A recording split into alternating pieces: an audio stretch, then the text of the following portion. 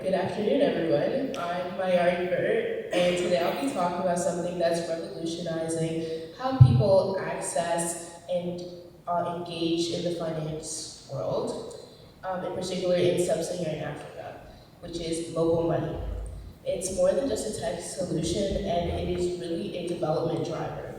So to start us off, a quick show of hands, who's ever used Apple Pay, Venmo, Zelle? Yes, that's a great start. We're going to be looking at how similar tools are being used at a massive scale across Africa. Okay, so a quick roadmap for my presentation. We'll begin by defining what mobile money actually is and then look at why it's so vital in the African context. Then we're going to break down its impact and into three main dimensions, which are financial behavior, economic participation, and access. And then I'll share two real-world case studies, Kenya and Rwanda, and wrap up with some key takeaways and ongoing challenges. So what is mobile money? So in order to open a bank account, a lot of things are necessary, such as IDs, income proof, your address, and all this documentation isn't really feasible for many people. So if you don't have those, you really don't have access to banking. So mobile money changes this. It allows financial transactions via basic mobile phones through SMS or USSD codes. And that means no internet and no bank account actually required to engage in the finance world. And this all started with M-Pesa in Kenya in 2007. And today, mobile money is used for everything from payments and savings to loans and insurance, all without actually stepping into a bank. So why does it matter? Why is this important to Africa in particular? Let's consider who is most often excluded from formal banking. Rural communities, low-income workers, and women. Mobile money gives these groups a way in, a key to inclusion. Here is a stat that tells a very powerful story. So from 2011 to 2023, mobile money enabled a 34% increase in financial access across Sub-Saharan Africa. This is not just a bump, it's a revolution in access. And today, 1 in 3 people in the region relies on mobile money as their main financial tool. This just shows how deeply integrated mobile money has become in such a short period of time, to become not a luxury, but a necessity. So now to do an overview on impact areas. So we're going to break it down into financial behavior, economic participation, and financial access. So to begin with financial behavior, just think about this question. If you couldn't use cash or visit a bank, how would your financial habits change? So mobile money is the answer to this issue. Mobile money helps people shift to digital savings, access loans, and improve financial planning. It reduces a dependence on cash, which is not only insecure, but also limits record keeping and saving discipline. And as can be seen in the graph, from 2017 to 2021, across all of these Sub-Saharan African countries, mobile money has seen an increase of use. Now to move on to economic participation. So mobile money opens up a lot of opportunities for unbanked users, especially informal workers. They can make transactions, pay suppliers, and even access microloans, and this fuels small business activity, particularly in the informal sector. And as we can see according to this chart, 55% of adults and business owners in Sub-Saharan Africa are mainly on a mobile money system. Now to move on to financial access. So mobile money improves access to a broad range of services. It brings savings, credit, and insurance directly to users, no physical bank required. And because of this, populations who were previously shut out of the financial system now have access. These are just a couple of factors that influence who has access to banking and the financial system. And we can see that there are still gaps between different genders, between income, between age, between education, workforce, and urban and rural living. However, this gap has significantly closed with the implementation of mobile money, and it is projected to keep going. Now to move on to my first case study, which is Kenya. So as I discussed earlier, M-Pesa launched in 2007, and its launch was first in Kenya.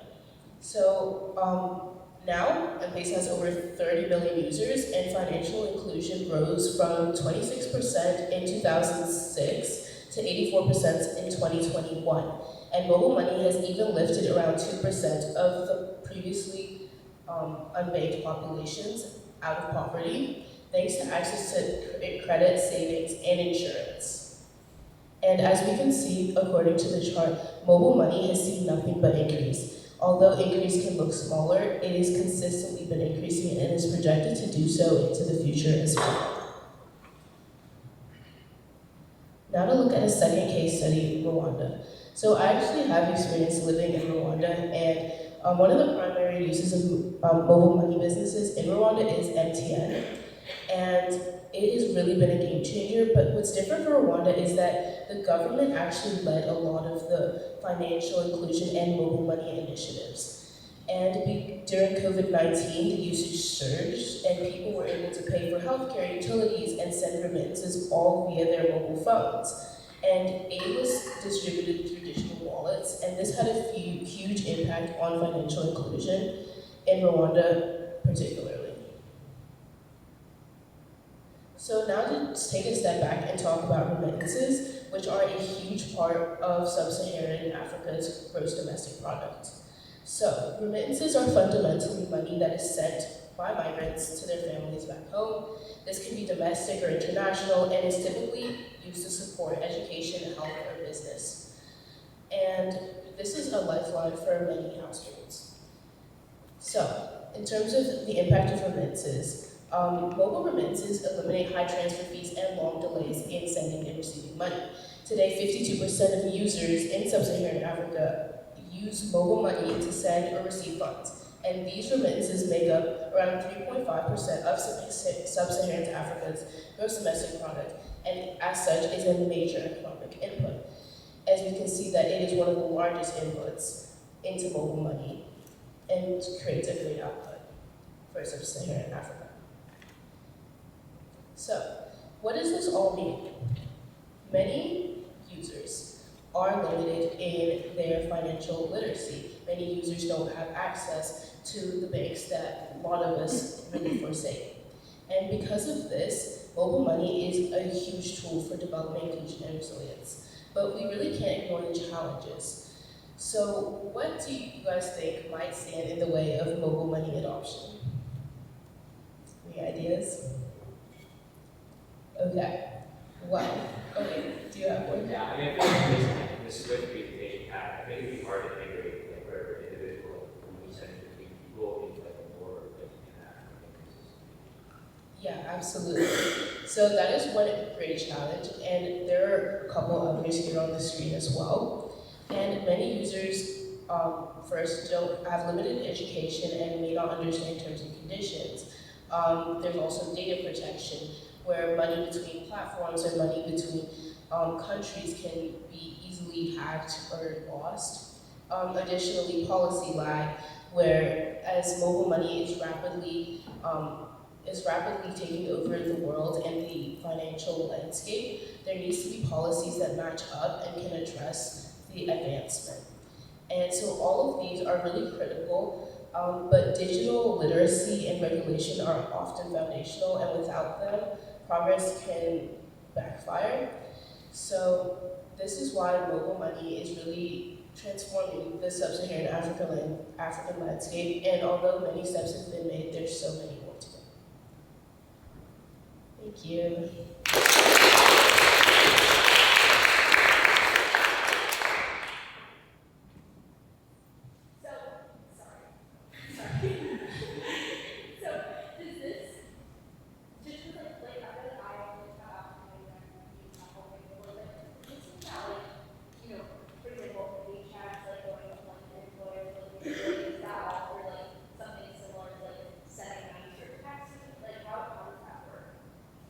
Yeah, so it's very similar to Zelle, except for it's just on a much larger scale. And while a lot of people in the United States may not completely have their banking systems all on mobile money platforms. Think about like Apple Pay, but you could pay your taxes, you could, do your insurance all in one platform.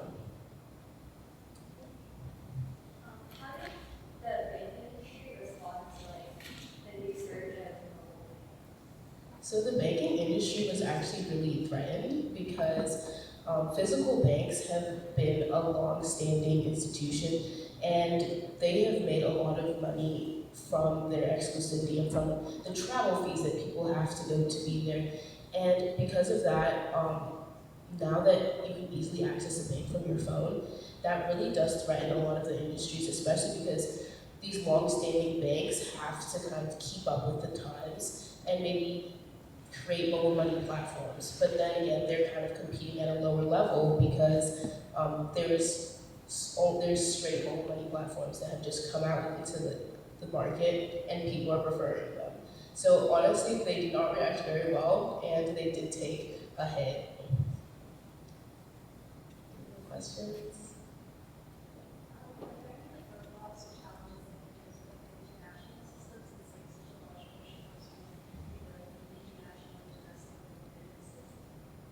Yeah, so absolutely. Obviously, these mobile money systems are also looking to make a profit. So a lot of them do still put fees out there for sending money and receiving money. So when we're talking about inclusion, although it does include a large population, it itself is still a market looking for money and preying on people who, don't have other options.